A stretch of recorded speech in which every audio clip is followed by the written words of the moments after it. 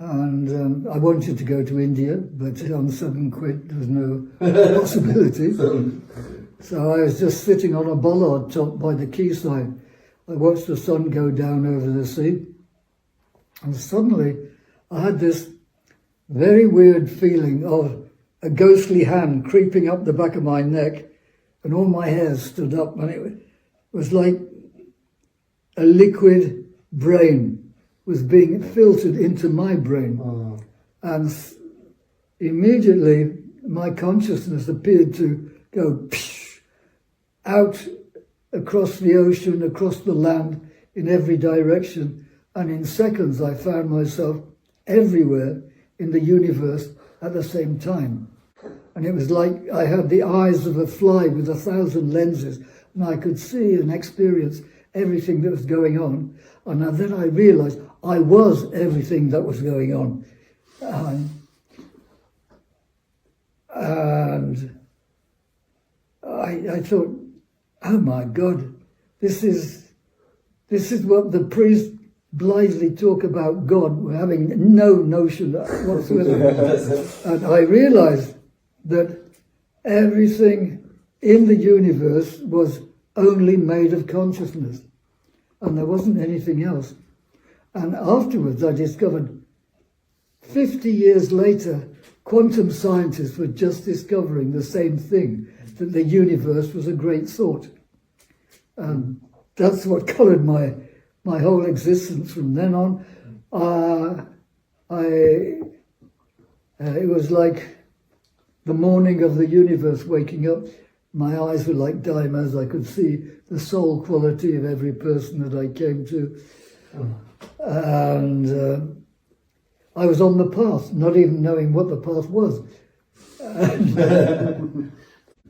then I set off for India. And Neem Karoli Baba? Yes. You met him? Yes. Twice. Oh, there you go. No, you met him? He asked, yeah, I was in his ashram. And he asked me all about my life and what I was doing. And then I went away for 10 days and I came back again and he asked me all the same things again. Really? He'd never seen me before. Oh, wow. What did he ask you? Remember? What you remember what he asked? No, just about my life, what I was doing, how did I get there. I told him about Gandalf's garden and all the research I was doing about the gurus and ashrams, so I could write the book, Seeking the Master.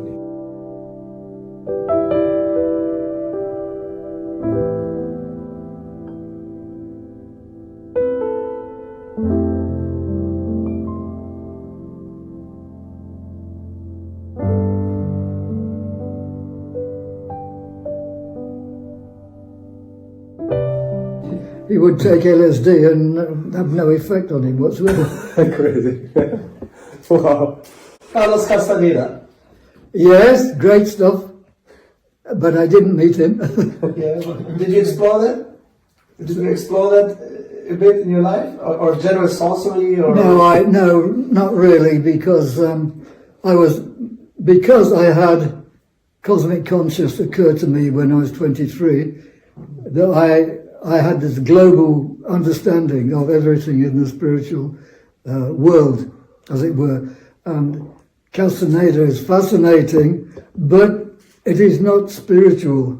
It is more psychic, psychological, earthbound, earth spirits, plant spirits, and it's not so up there. But I appreciated Castaneda's writings. You met Ramana Maharshi? Did you meet Ramana Maharshi? No, he died when I was 10 years old. Yeah. But I was with his leading disciples who were also emancipated, and so that was a great privilege for me. And you did the magazine there in Ramana Ashram, yeah? Yes. The Mountain Path magazine, run by the ashram, was created by Arthur Osborne.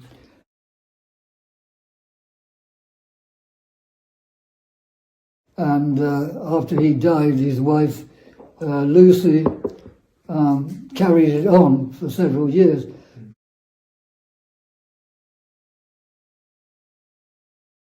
And she was desperately looking for somebody so she could retire, somebody who could write like her husband, Arthur Osborne, and had the same perceptivity. And she decided I was the ideal candidate.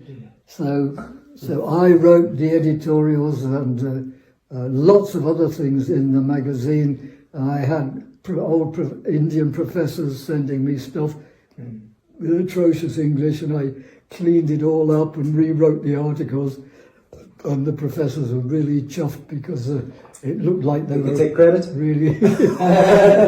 And anyway, it turned out when she told the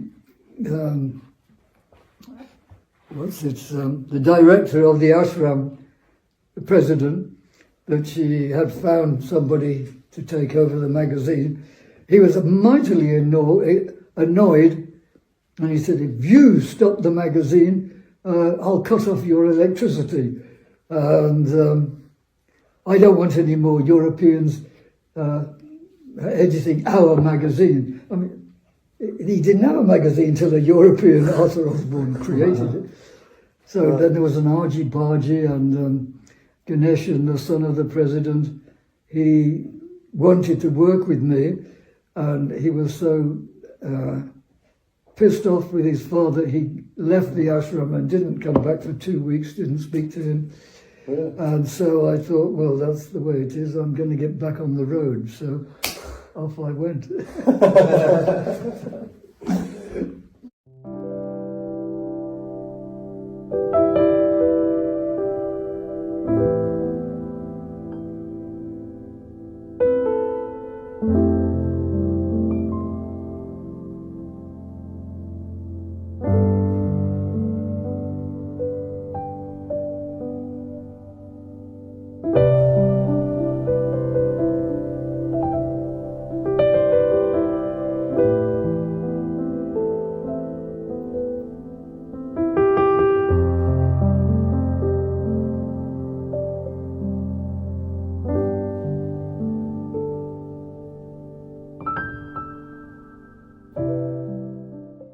But you left England on the hitchhike journey originally, yeah? Yeah, I hitchhiked to India. It took me 7 months. 7 months. Oh.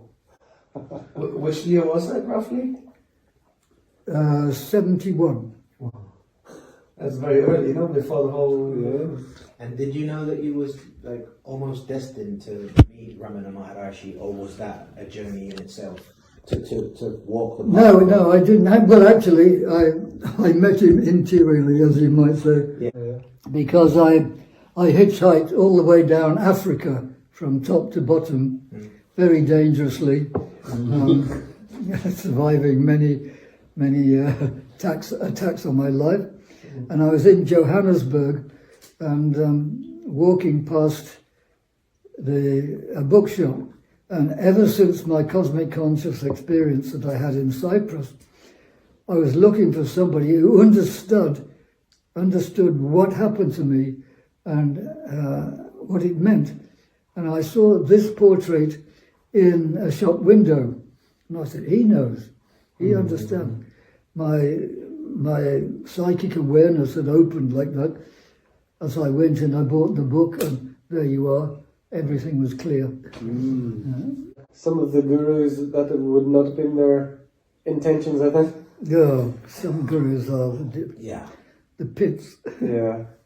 Egomaniacs, controllers. Yeah. You get any guru who want to control you or tell you what you must do, or is very grim-faced, run a mile. Yeah. And you've been a sadhu as well, no? For a while? A sadhu?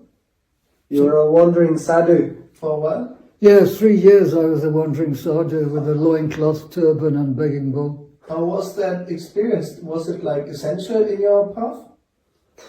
It was tough. It was really tough. Sometimes I wouldn't get food. Sometimes I would get more than I could handle. Oh, you knew Osho as well, no? Only on very rare occasions, unfortunately. About Osho, what is your impression of Osho or Rajneesh? Well, I liked his charisma very much, but I marked him as a fox right away, and he wasn't so honest, but he was honest with me because he knew I could see exactly where he was, he said, you know, sometimes it gets to be a drag being a guru. He said, I've set all this up, there's nowhere else I can go now. And I said, yes, I've noticed that sometimes you don't even answer the question that the students ask you. And he said, well, you know, if I haven't got the answer, he said, I talk and I talk and I talk until they've forgotten what the question is. So I said, look, you know, Socrates, in this assembly of the elders, when asked the question, he said, I don't know the answer. And the elders were so gobsmacked that he had so little ego, he could say, I don't know something. And Rajneesh said, well, look, I'm the guru, I'm supposed to know everything. So I just talk. Yeah. And what was the other thing you'd said? Oh, yes, the other thing. I said, well, according to the papers, with all these pregnant American chicks that have a tantra with you, you're obviously not a celibate. So he looked at me very slyly and said, I have had more women than any man on this planet. I said, oh, good for you, sunshine. Wow. And this was still Rajneesh. He wasn't known as Osho at this time. This was Rajneesh, yeah? Yeah, he was Rajneesh then because he was still a teacher. Yeah. But he was a new broom. He made a lot of interesting things, sweeping away all the old stuff in all the different traditions. So I appreciate him for that, but not for his character. He was a bit of a Gurdjieff like that. And Krishnamurti as well, you knew him as well? Oh yes, I knew Krishnamurti very well. I used to have tea times with him. He strikes me as a delightful man. Krishnamurti. He strikes me as a delightful man. A what kind of man? Delightful. Yes and no. He was very crispy as well. He couldn't stand being with people for too long. He got tense and he had to get up and go out and breathe, things like that. And sometimes he was very petty, I found. But I mean, his wisdom was wonderful, but he had his failings like everybody else. Sure. Like he was having sex with his manager's wife for 25 years on the quiet. But do you think, like you said, like the wisdom of Krishnamurti, like they obviously brought gifts, but they obviously had these, you know, does it take away from the gifts that they brought? If they are, you know, they obviously brought some gifts to people as well, you know, these people that brought these things. Oh yes, it's of like course. you take the rough with the smooth, or how do you feel about it? Listen to what the teaching is and follow it if it strikes you in the heart. Don't worship the messenger. You don't sit down and worship a signpost saying, go this way. No. Yeah, that makes sense. Yeah. I think sometimes we have to get a signpost to put us in the wrong direction to find the right direction as well. Yeah. I think if you hadn't done that, Yes, when I set off out into the world, I set off to find myself. And when I did, I wish I found somebody else.